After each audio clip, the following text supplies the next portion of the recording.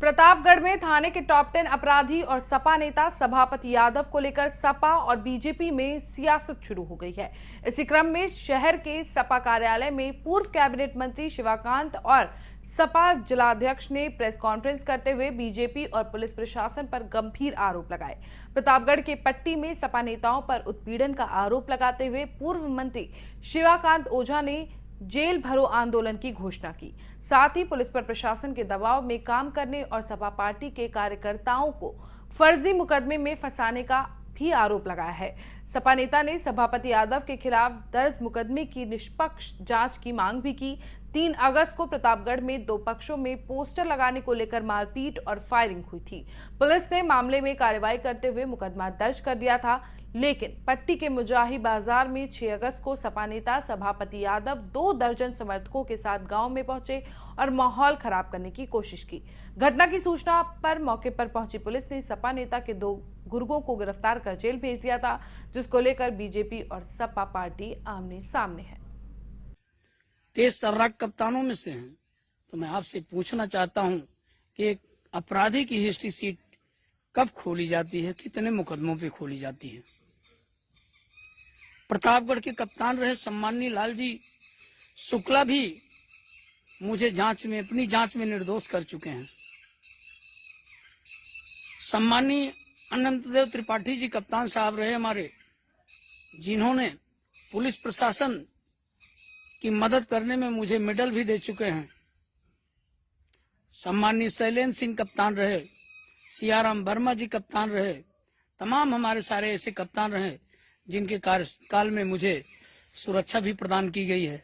मैं कप्तान साहब आपको बताना चाहता हूं, सम्माननीय कप्तान साहब, आप मुझे अपराधी की नजर से न देखें। आप बीद मुजाही की घटना की स्वयं जांच कर लें, आपको सच्चाई मालूम हो जाएगी। पुलिस प्रशासन द्वारा मेरे भाई की हत्या होती है तो आपको पाप लग जाएगा।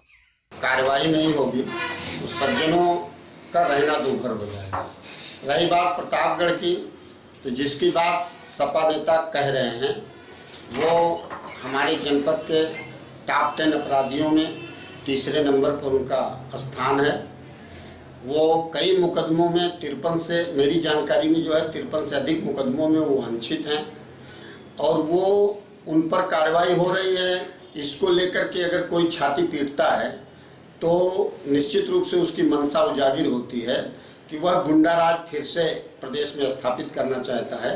और दूसरी बात जो यह आरोप लगाया जा रहा है कि काउंटर की, तो देखिए माननीय मुख्यमंत्री योगी आदित्यनाथ जी ने स्पष्ट कह दिया है कि हम कानून व्यवस्था के साथ खिलवाड़ करने वाले को बख्शेंगे नहीं, उसको हम पकड़ेंगे, जेल के अंदर भेजेंगे, अथवा अगर वो पुलिस से भिड़ने की कोशिश करेगा और पुलिस पे किसी प्रकार से अटैक करने की कोशिश करेगा तो पुलिस को पूरी छूट है, वह उसके साथ जैसा उचित हो वैसा व्यवहार करे।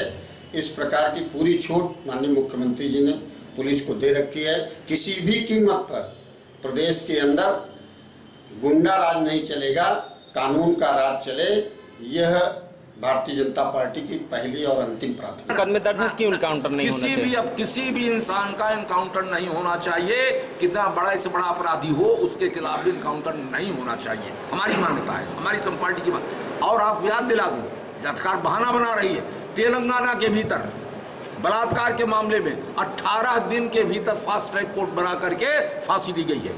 उत्तर प्रदेश की सरकार क्यों नहीं कर सकती? अगर मुलजिम हैं, गुनाहगार हैं, 50-50 मुकदमे, 55-55 मुकदमे, 60-60 मुकदमे, फास्ट ट्रैक बनाओ, फास्ट ट्रैक बना करके कार्यवाही करो, न्यायालय फैसला दे। आप कौन होते किसी की जान लेने वाले? तो फिर अगर आप जान ले हुए तो न्यायालय और कार्यपालिका में अंतर क्या रह गया? तो बताओ, कार्यपालिका न्यायपालिका हो जाएगी। ये गलत है, लोकतंत्र की हत्या है, ये लोकतंत्र के खिलाफ है। ये बेगुनाह लोगों की हत्या हो रही है। जो कानपुर में हुआ है, जो वो गुनाहगार था चल जाए, लेकिन 5 बेगुनाह लोग क्यों मार डाला जिन पर एनसीआर भी नहीं है? उस महिला को क्यों बंद कर दिया जो 3 दिन पहले शादी होकर के आई थी? कल हनुमान पाड़ी को क्यों मार दिया है आपने? पकड़ के मार दिया। न जाने कितने लोग मार रहे हैं आप। ठोक दो, ये कोई तरीका है यार? इंसान है सब लोग। न्यायालय बना हुआ है, प्रक्रिया है, लोकतंत्र की प्रक्रिया हमारे यहाँ, उसके बाद कार्रवाई होनी चाहिए। 100% प्लेसमेंट के साथ हम देंगे आपको मौका। Life 24 media institute, admission open. Registration के लिए कॉल करें 9560464170।